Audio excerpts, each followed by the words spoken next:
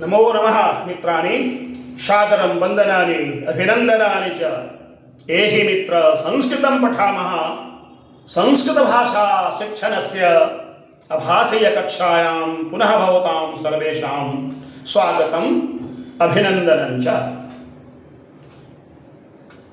मित्राणि गतदिवसे वयं ज्ञातवन्तः अस्माकं संस्कृतस्य शिक्षण पद्धतिः कीदृशी भवेत्। श्रवणं भाषणं पठनं लेखनम् एतानि यानि चत्वारि सोपानानि सन्ति तस्य संस्कृतभाषा शिक्षणे शिक्षकाः उपयोगं कुर्वन्तु,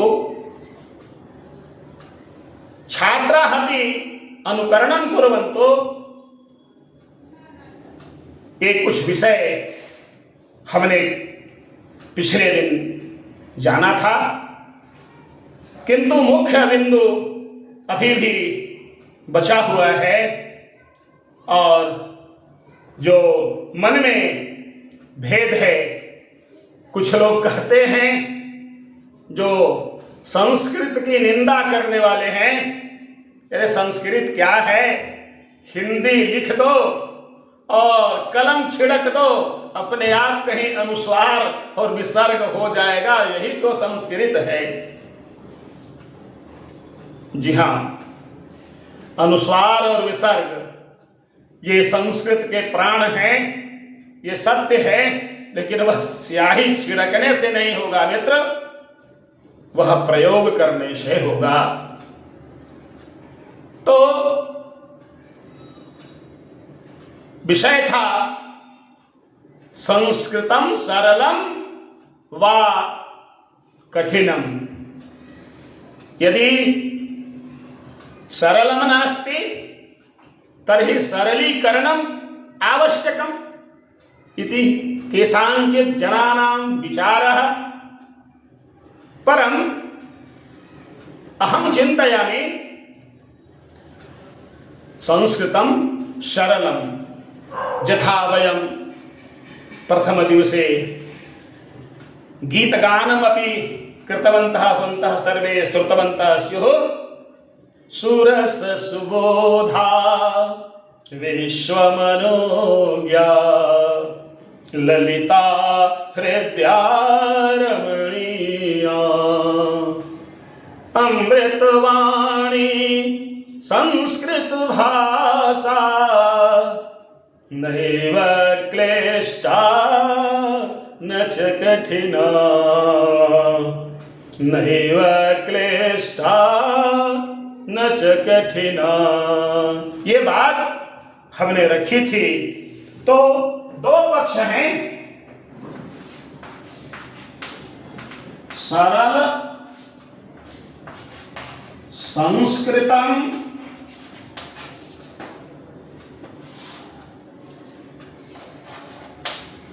वा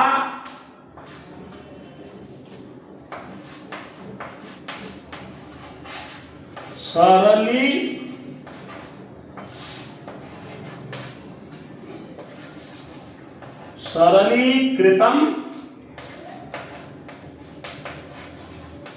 संस्कृतम।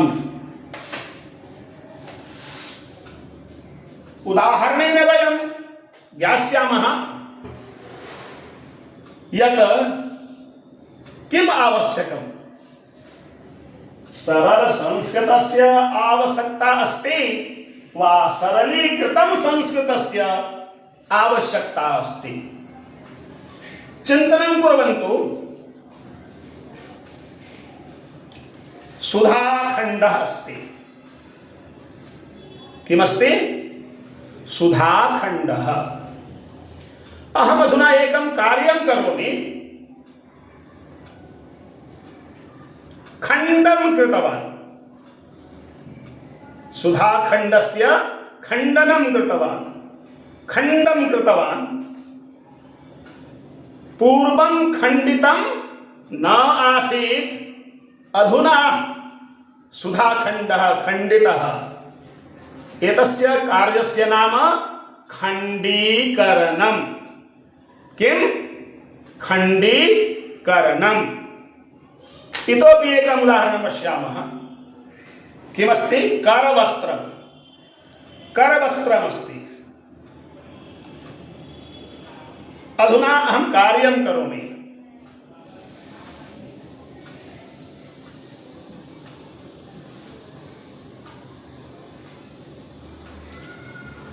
हाँ, तो ये काम हमने किया।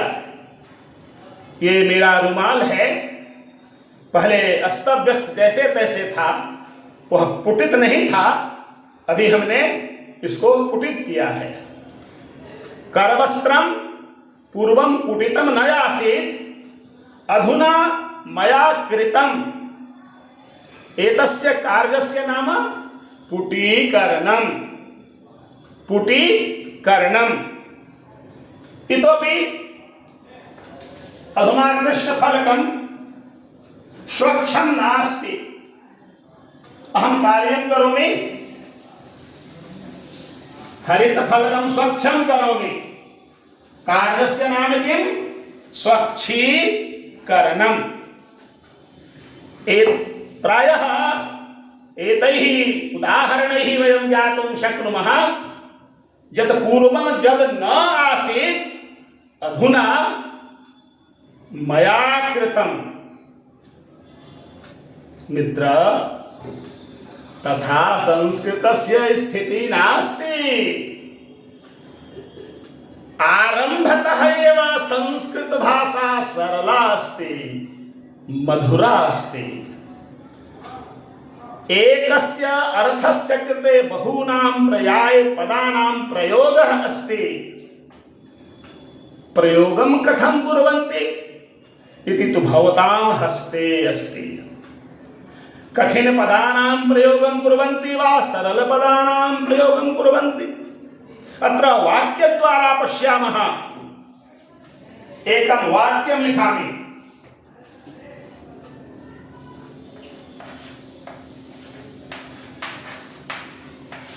डिम्बः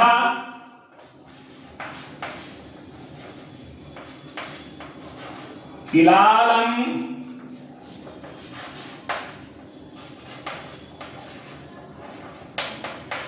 श्नाति। अर्थम् अवगच्छन्ति वा? अर्थज्ञानं भवति वा? अस्तु, द्वितीयं वाक्यं लिखामि।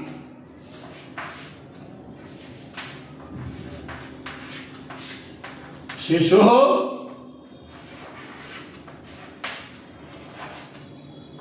दुग्धं पिबति। शिशुः दुग्धं पिबति। एतस्य अर्थम् अवगच्छन्ति भवन्तः? द्वयोः वाक्ययोः अर्थं तु समानः। डिम्बः किलालं स्नाति, शिशुः दुग्धं पिबति। शिशु दूध पीता है, ऐसा है अर्थ।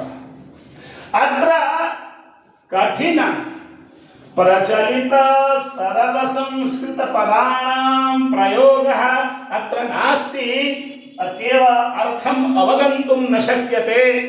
परम् अत्र शिशुः प्रचलितं, दुग्धं प्रचलितं, पिबति प्रचलितमस्ति। अतएव एतेषां पदानां प्रयोगेन संस्कृतं सरलं कर्तुं शक्नुमः। सरलीकरणस्य आवश्यकता नास्ति। सरलीकरणम् इत्युक्ते किं? व्याकरणस्य नियमविरुद्धं। किं वयं पाणिनेः द्वारा यद् लिखितं यद् उक्तं तस्य विपरीत आचरणं कर्तुं शक्नुमः वा? यदि तथा कुर्मश्चेत् पंडिताः दण्डेन ताडिष्यन्ति। यथा चिंतनं कुर्वन्तु। मेरे एक मित्र ने कहा कि पाठक जी, ये बहुत सारे पद आते हैं, बहुत से धातु हैं, अब बहुत से लकार हैं, और बहुत सारी विभक्तियां हैं, कारक है, हम कितना याद करें? क्यों ना सब में एक ही कर दिया जाए। जैसे बालक के षष्ठी में रूप होता है क्या? बालकस्य।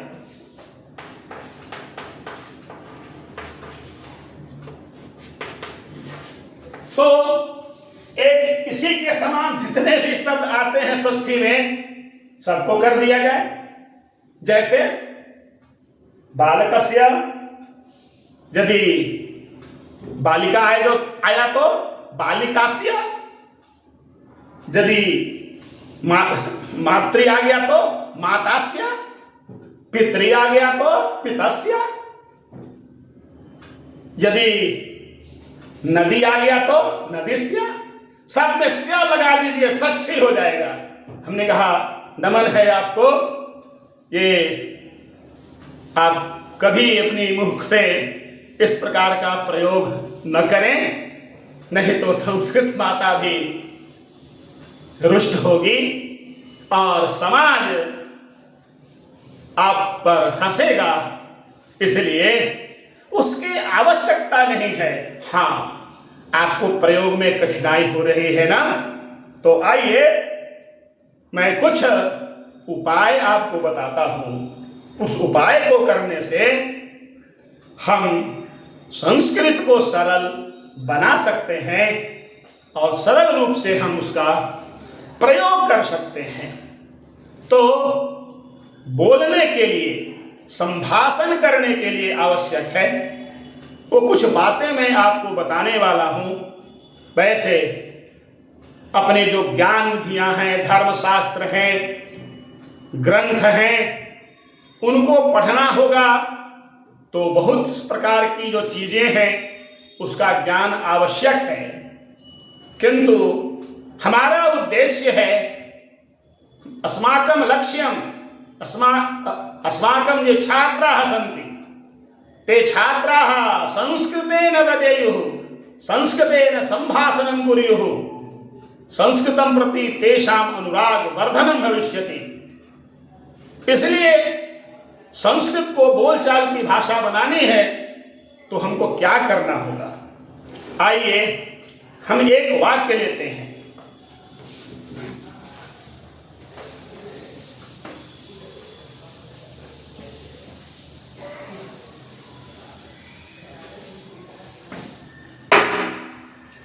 वाक्य है,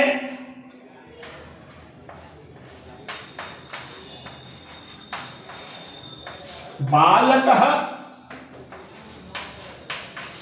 पठति। यही वाक्य है, दो ही पद हैं, बालकः और पठति। इन पदों को समझना पड़ेगा और इसी के आधार पर हम अपनी बात रखते हैं। तो ये अभी पठती को किनारे करते हैं, पहले बालक को समझते हैं।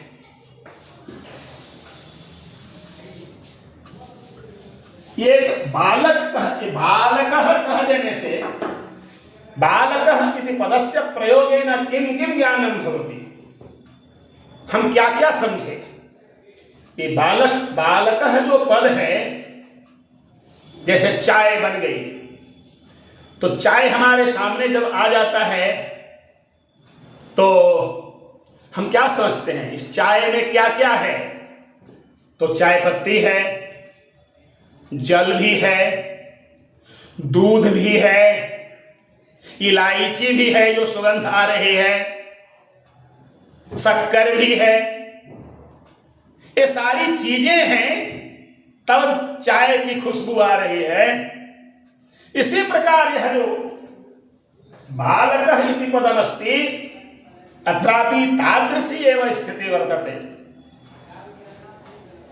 तो इस बालक में क्या क्या है?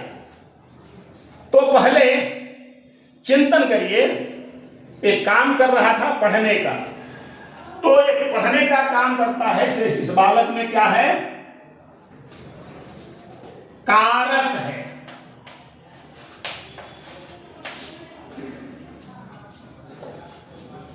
एक कारक है इसमें, यानी कारक लगा हुआ है।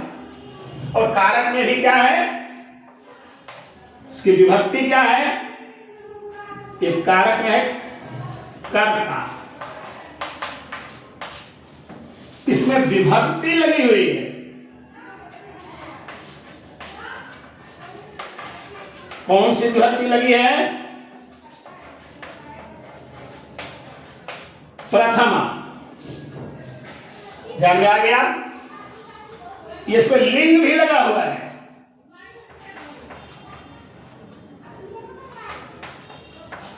लिंग क्या है, पुल्लिंग है। इसमें वचन भी है।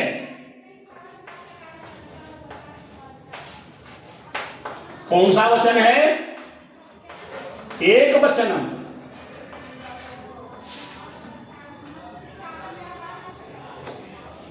एक वचनम, लिंगम विभक्ति वचनम, पुनः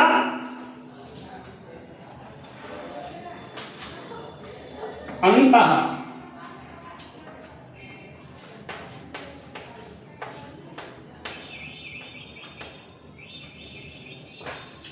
आइए हम कुछ इतनी ही बातों पर विचार करें। तो 1 2 3 4 5, ये 5 है, मुख्य है। तो हम एक एक पर विचार करते चलेंगे। जैसे पहले है कारक, तो कारक में कर्ता तो आवश्यक है भाई, कर्ता कारक आवश्यक है। वैसे संस्कृत में 6 कारक होते हैं। कारक प्रकरण में आपको पहले पढ़ाया गया है। संस्कृत के अलावे अन्य हिंदी में हम लोग 8 कारक कह देते हैं। और जैसे ध्यान में आपको होगा, एक बार मैं लिख देता हूं, कर्ता, कर्म, करण, संप्रदान,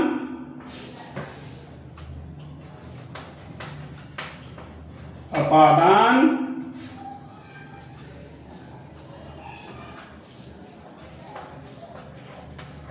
संबंध और अधिकरण। ये हिंदी में है। संस्कृत में हम लोग एक और है संबोधन।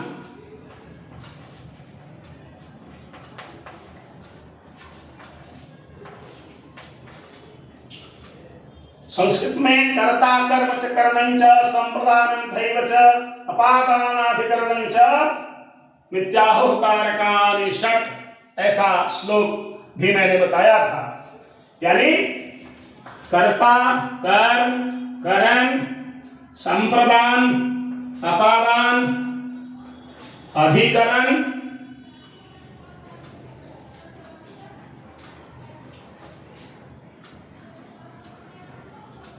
ये 6 कारक हैं। तो क्या 6 कारकों के ज्ञान की आवश्यकता है? संबंध और संबोधन भी रूप होते हैं। इसमें विभक्तियां जो होती हैं वो कर्ता में प्रथमा विभक्ति, कर्म में द्वितीया विभक्ति, करण में तृतीया विभक्ति, संप्रदान में चतुर्थी विभक्ति, अपादान में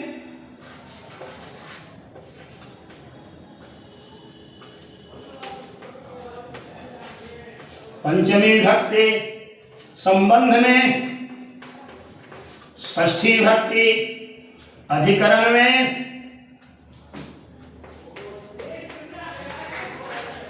सप्तमी विभक्ति और संबोधन में प्रथमा विभक्ति, यानी विभक्तियों की संख्या कुल 7 है। तो क्या ये सभी विभक्तियों की आवश्यकता है? पाणिनि ने कहा नहीं आवश्यक है। जान जाइए तो अच्छा है, लेकिन बिना इसको जाने हुए भी काम चल जाएगा। कहां कहां काम चलेगा भाई? तो आइए हम उसका कुछ करते हैं। जैसे कहा ये चतुर्थी की आवश्यकता बोलचाल में प्रयोग के लिए नहीं है। यदि नहीं है, आप उससे काम चला सकते हैं। कहा कि पंचमी की भी आवश्यकता नहीं है, उसके बिना भी आप काम चला सकते हैं। तो षष्ठी और सप्तमी ये रह गया। कुछ स्थानों पर कहा कि सप्तमी भी वैसे सरल है, प्रयोग कर सकते हैं, लेकिन कुछ ऐसे शब्द आ जाते हैं तो वहां क्या करेंगे कि सप्तमी का अर्थ बोध हो जाएगा। इसलिए उसने कहा कि इसकी भी बहुत अधिक आवश्यकता नहीं है। तो अब बच गया कितना? कर्ता कर्म करण 3, संबंध 4। संबोधन में हम जानते हैं कि प्रथमा का ही प्रयोग होता है, इसलिए ये 4 कारक और ये 4 विभक्तियां यदि हम ठीक ठीक समझ गए तो हम उपयोग कर सकते हैं। आइए कैसे, इस बात को हम समझें, तब हम आगे दूसरे विषय पर चलेंगे। तो यह जो विषय है समझने के लिए है।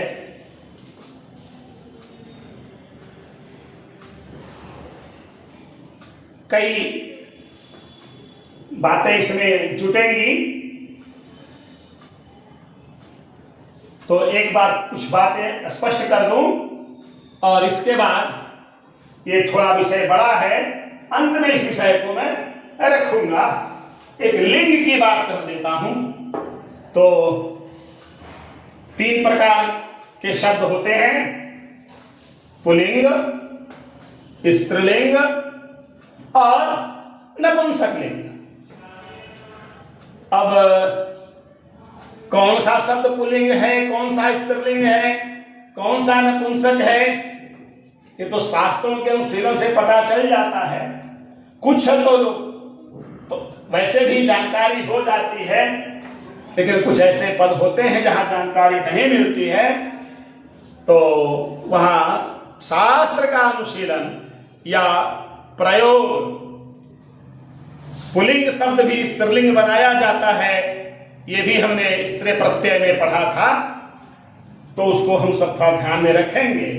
और जब अपने शब्द कोशों को हम देखेंगे तो संस्कृत में यह एक विशाल सागर की तरह यहाँ पदों का प्रयोग हुआ है, शब्दों का प्रयोग हुआ है, और बहुत सारे ऐसे पद आपको मिलेंगे जो आप ठीक से यदि उसका अनुशीलन करते हैं तो आपका ज्ञान वर्धन होगा।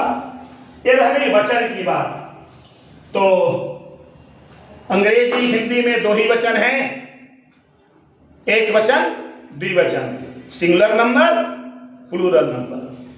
तो हिंदी में ये हो गया। संस्कृत में 3 वचन होते हैं, एक वचन, एक वचनम, द्विवचनम, बहुवचनम। यानी एक द्विवचन जो है इसमें ज्यादा होता है, तो पाणिनि का कहना है कि इसमें से एक वचन, द्विवचन और जो बहुवचन है, तो हम एक वचन और बहुवचन का प्रयोग करेंगे, द्विवचन का प्रयोग नहीं करेंगे। द्विवचन का प्रयोग करने के लिए द्वयम शब्द का प्रयोग करेंगे। द्वयम, तो यह द्वयम जहां लगेगा वह एक वचन में हो जाएगा। जैसे बालक जाता है तो बालकः गच्छति। दो बालक जाता है तो सामान्य जो नियम है उसको बालकौ गच्छतः होगा। तो भाई ये द्विवचन और ये गच्छतः है, यहां भी द्विवचन, याद करने की कोई जरूरत नहीं। बालकद्वयं गच्छति, बालकद्वयं गच्छति, दो बालक जाते हैं। ये कोई भी विद्वान आपको काटेगा नहीं, क्योंकि पाणिनि का ऐसा निर्देश है। और बालकाः गच्छन्ति, ये तो बहुवचन का है ही, तो इसका प्रयोग करना चाहिए। अब आज इस विषय को यहीं पर विश्राम देते हैं। अब फिर अगले अंश में जो ये बातें छूट गई हैं, हम फिर वहीं से आरंभ करेंगे और आपको आगे बताएंगे एक कारक और विभक्ति के स्थान पर, और एक ये अंत है, इसके बारे में ये विषय आ गया है। कारक के बारे में भी हमने जानकारी हासिल कर ली है, और विभक्ति में केवल प्रथमा, द्वितीया, तृतीया और षष्ठी ये जानना है, इसको भी समझ लिया है। एक केवल अंतः रह गया है, इसके बारे में हम जानकारी प्राप्त करेंगे। तो अभी के लिए इतना ही, मिलते हैं फिर इसी विषय को आगे बढ़ाते हुए अगले दिन। तब तक के लिए नमो नमः, पुनर्मिलामः।